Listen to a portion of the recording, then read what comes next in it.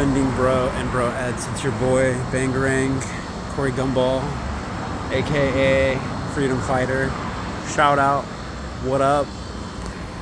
Oh man, I have a very special video for you today. This is going to be a curveball because we are not setting up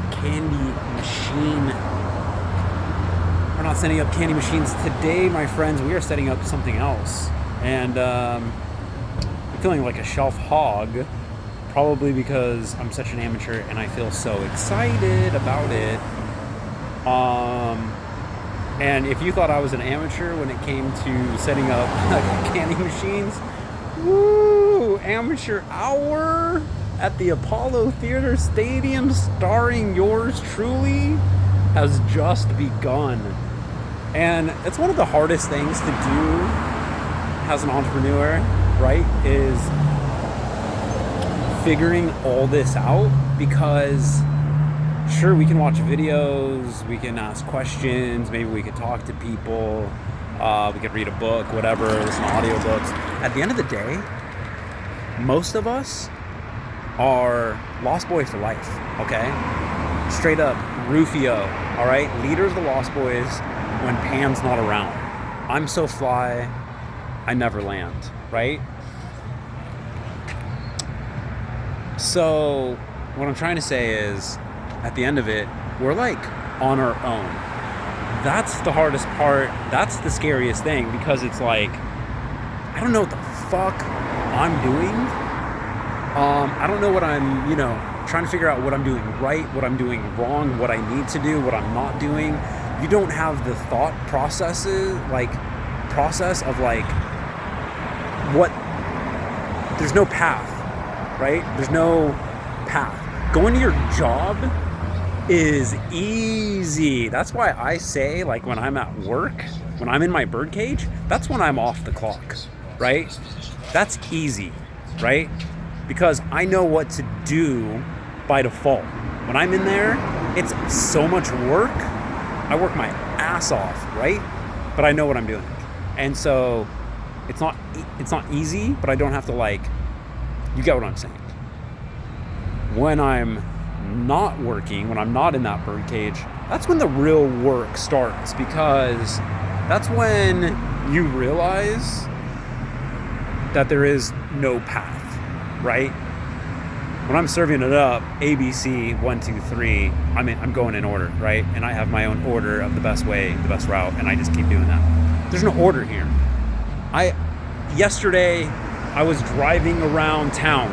I said, hey, let me take this street. Let me just take Catella all the way till it ends, or until I feel like making a right. And I just kept going for 30 minutes down one street, popping into shopping centers for candy machines, for my cereal, and anything in between. And and I don't want to say it was a failure.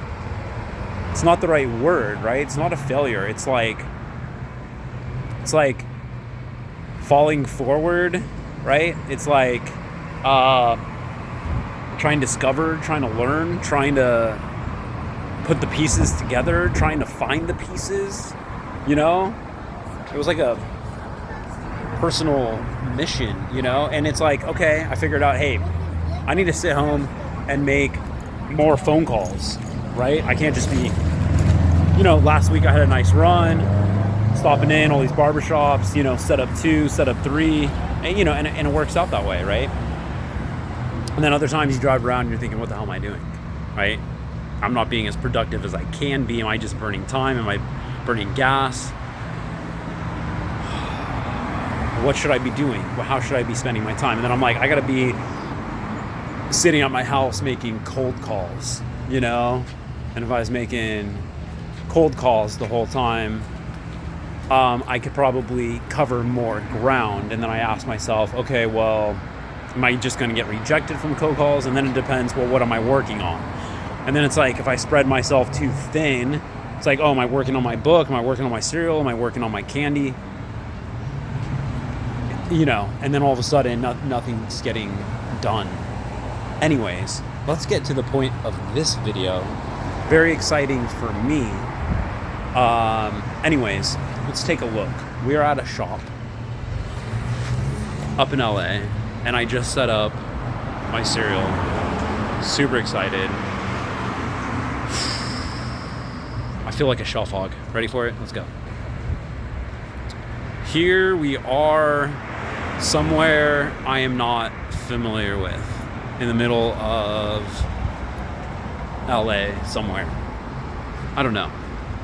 But I got so much to do. I got to get going. Let's go. Let's take a look, because I got to find more homes for more side hustles. This shop has been actually very active, which kind of motivated me to really just kind of set up hard, right?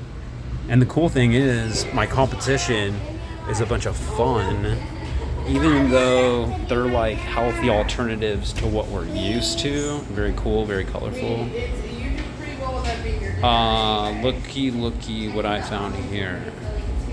So we do have a full-on juice bar. A lot of great options. Smells very fresh. Smells like a traditional juice bar. Very cool menu and everything going on right here. Very cool shop. And so here I am. Here's my product. And it's not perfect. It's not crumbly enough. It's too finely chopped up together. I made too much of it, and I have no choice but to put it out here anyways and kind of work on the next batch to be where it should be, which is crunchier, right? There needs to be more of a bite. This still tastes really good. You can still use it in your cereal, in your yogurt, in your kefir, and it still has a bite to it, and it still works. It just doesn't work as well as it should, or as it could, or as it's supposed to. I realized my grinder was different than my other one, which was grinding it finer down than I wanted it to, because I still wanted it to have, some more crumble texture to it, right? More of a bite. I have samples right here, which sucks because I don't have a little basket. I don't have a basket that says samples, free samples. So no one, and look, I don't know how to display them so that you can see that these are samples, right? There we go. And so people don't know that they can take this for free because there's no sign that says that, right? So I definitely need to get like a little basket and a little free sample sticker to go right here, because otherwise they're just going to think that they're small portion bags and that they're going to have to cost money. And I really want to give samples out to everyone, because I know once they try it, they'll like it, and then hopefully they'll come back and buy some. But if they don't get it, then they're going to neglect that fact. And then also, it's like I only put like not even 10 samples there, and I put 15 bags there. I feel like such a shelf hog. But obviously I don't want like the guy to get like mad at me saying I'm taking too much space or something like that. But I want to give the impression that like it's not like a random bag. I want there to be enough bags to where it's like, hey, this product is for sale. And I kind of learned that lesson at one of the other shops that I set up, because the guy's like, hey, you want to put 5 bags there? He's like, you have more samples than bags. He's like, you need to put some more bags there. And I was like, you know what? You're right. And the thing is, God, I'm such a novice. I mean, here I am, I'm putting my product out, and it's not even made correctly. You know what I mean? On top of that, like, as you can see, I'm missing all this stuff. The bags are falling like off the shelf. These girls could get pissed because when someone grabs a bag, it could make a mess. You know what I mean?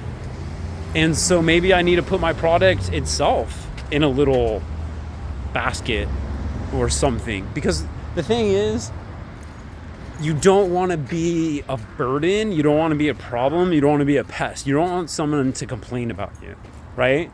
You don't want the customers to complain. You don't want the people that work there to complain, you know? Oh, hey, his bags keep falling and we have to pick them up every time, right? It's fucking annoying. No one wants, okay, and now the guy's going to be like, okay, well, forget this product. I don't you know, I'm doing the guy more of a favor. I mean, to me, it's supposed to be like a mutual thing, right? It's not like, hey, do me a favor, put my product in your shop, please. It's, hey, is this a good fit for both of us, right? And the cool thing is, what he should like is his shop is all about health, right? And so he has a bunch of junk food in front, but guess what? You have my product, which is super healthy. That could build up some sort of momentum. People could become regulars. They can come in. That could be one more excuse for them to come in to his shop, you know? And so, for him, I feel like it makes sense. So for him, he's like, oh, hey, this is great, It's a consignment. It doesn't cost me any money. If it sells, we share the profit, and it's just taking up a little bit of shelf space. And this way I can say, hey, I'm into healthy alternatives. It's not just junk food up here. You can find some good stuff to go with my good smoothies and drinks or whatever. But the ultimate point is, I'm supposed to make it just silent, easygoing, right? Low key. That's my whole style. That's how it needs to be. No one's going to complain about those RX bars or the chips falling off the shelves, but I'll tell you, if there's one problem, it's going to be my bags of cereal. I was already having a good enough time figuring out how they stood up properly and to stay there as they're falling off, and I'm picking them back up and trying to organize them. And then I'm like, shit, I have no space for these samples. Now I'm becoming this shelf hog, and now it's starting to look cluttered, and it's starting to, and at this point you're like, okay, dude, you got to get organized, you got to get ready, and everything's got to be it's got to be cleaned up. You know what I mean? It's got to be looking good. So I got to start asking myself, what do I need to do, to get to that next level? And, I'm already starting to get some ideas. I think I need some baskets and maybe some dividers in the baskets. And then I need a sample sticker. Anyways, but I'm up here, so let's just go ahead and try to set up some more shops. But yeah, technically that was the 4th shop that I set up. I would love to make this 100 candy machines, 100 vendors for my cereal. Let's fucking go. 4 out of 100. Let's just call it that. Boom.